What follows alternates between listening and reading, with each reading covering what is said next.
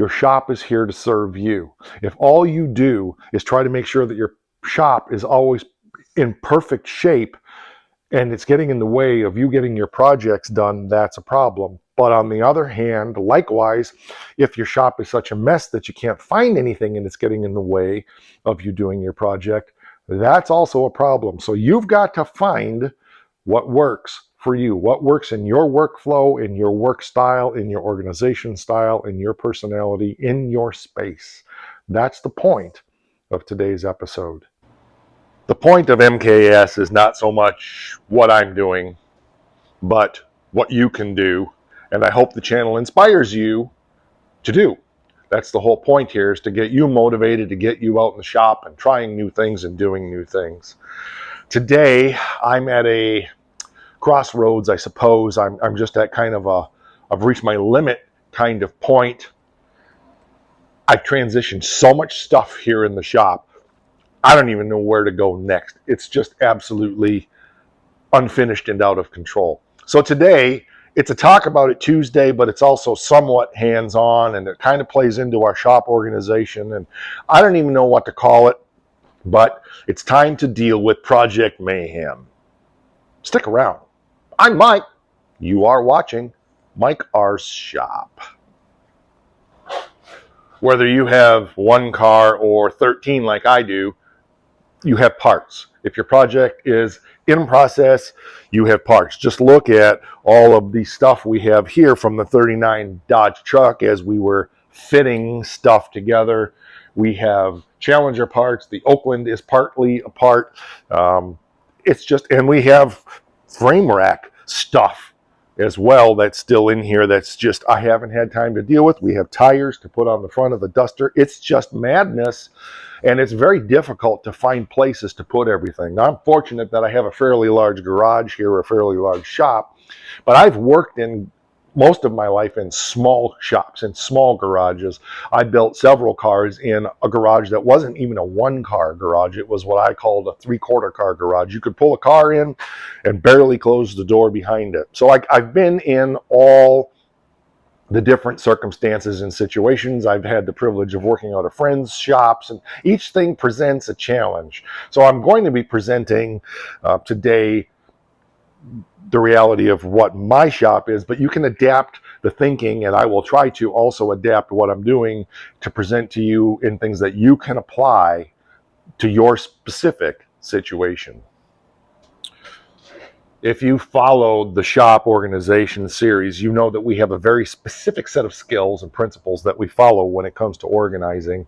Deal with the trash first, then deal with the simple stuff, and then deal with the staging stuff, and then deal with the more complex stuff. Always in the process of everything, we're always trying to find permanent homes for things that don't have it. It's all in that whole playlist on shop organization, which I highly recommend you watch. It will be up here in the iCards, I'm sure, at some point in this video.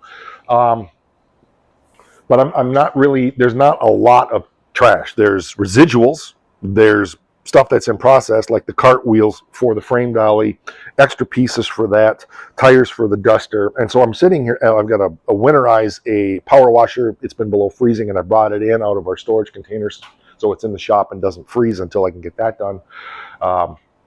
All the front end stuff for the 47 or for the 39, which I'm going to still need.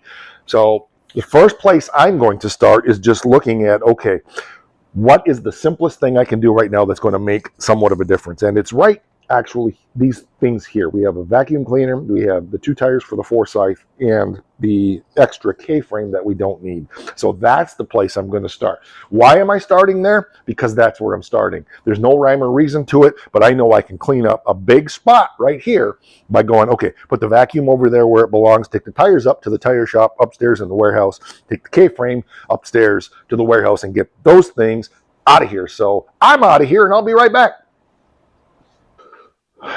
That's the thing about putting stuff away, is it kind of breeds an energy, because my UTMS was here. For those who don't know what that is, my universal tool mounting system was here. It had my buffer in it. I moved it closer over there where it gets stored. The vacuum got put away, of course. The metal got moved in staging to go back out to the metal storage facility. One tire went over there for the duster to be put on. The other one's upstairs in the warehouse. The K-frame is back. There were some other tools that were here that got put away. So, and all of that took 10 minutes, and it makes a huge difference. So I really think most of y'all are just like me in this, is you get focused on the project and you become blind to everything, and then you have to drop it because life is more than just a shop. If I was out here uh, 6 days a week for 12 hours a day, things would be a lot different. But I'm not. I have just little windows of time to come out and get something done. The last thing I want to do is take time to try to get things organized and keep things perfect, because then I personally get bogged down in that and I never accomplish anything. So I go through this cycle, and I think most of y'all are like that too, where you become the Tasmanian devil. And if we've talked about organization styles, I'm definitely a Taz. Some of you are bugs. I get that. Bugs Bunny means everything's perfect, and Tasmanian devil where you just come in like a tornado. Um, I'm definitely a Taz, and there's just get out of the way. I'm getting stuff done, and then we'll come back and tornado it all back into shape for the next phase. And that's the way I've always worked. At nearly 60 years old, I am not about to change that. I'm learning how to work with it, and I've been sharing that journey with you. So, in your space, do what works for you. But if you're like me at all, take a little time, like I said, 10 minutes, 15 minutes to get this much done, and it's already a huge improvement that we can move on to the next phase. So the next phase for me is I want to get this metal back out, because I'm 99% sure I have everything on the chassis table that I need for this phase of the project to get that 39 frame done. And I don't need this material anymore. There's other stuff out there that I need to get put back in because I had to dig it out to dig this out, and I need to get that dealt with too. So I'm going to go do that, and then we'll be back for the next phase. So there we go. Another big step. All that stuff is taken care of. The stuff that I had moved out of the steel storage building is all put back away now and taken care of.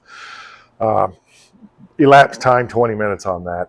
It's been a lot longer than that because I've had other stuff to deal with phone calls and stuff. But so yeah, we've spent not even an hour making this much of a difference in the shop. So that's what I want you to encourage you with. If you feel overwhelmed by the condition of your shop and like it's going to take days to get things put back in shape, remember to break it down into those little bites and stay focused on the one thing you can do right now and not worry about all the rest. The thing that I'm feeling overwhelmed about is I have the hoods here, the front grille, and the fenders, which I am going to need on the project at some point here, but I'm not quite there yet. So I need to make some decisions about how I handle that. The back room is full because Scoops is back there right now. So I don't really want to be dragging this stuff back there. I don't want to take it up in either side of the warehouse because I am going to need it. So I've got to figure out where I'm going to squirrel these things away. The hood is easy because that's small. I probably have shelf space in the back room for that. The fenders are awkward and they're beat to death. I'm just unsure about where to put that stuff where it's still going to be easily accessible and when I need it. Because once I get the K-frame on the frame here, I need to flip it over, get it blocked up properly, welded down to the table, yada, yada, yada, yiggy, yiggy, yiggy. And I need to set that grill shell back on there and check the alignment, which means I'm going to need to prop the fenders back up on there, and you see where I'm going. So I don't want this stuff gone too far. If I didn't have to worry about, moving everything around, it would be easy to set it right here. But stitches has to come back in, and so yeah, I got to figure it out.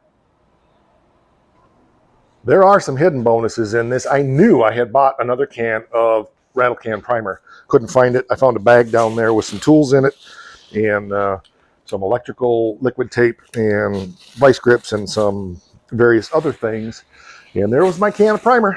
So that's cool. It was just buried down there behind the hood, and I couldn't see it. It must have been up on the lathe and fell down. So mystery solved on that one. So hard decisions. The grill shell is over there for now. That will ultimately, I think, just set right here in front of the truck until I make the decisions. The fenders are outside, staged to just go back, around back into the storage truck where they're going to be held for a while. If I need them, I'll go get them. It's kind of a pain, but just the harsh realities. This dang thing, I'm struggling. I've got two really beautiful stainless cabinets. I'm really tempted to put on the wall there. I don't know what to do with this thing. I'm not going to get rid of it, but I don't know. I just don't have the wall space right now for it.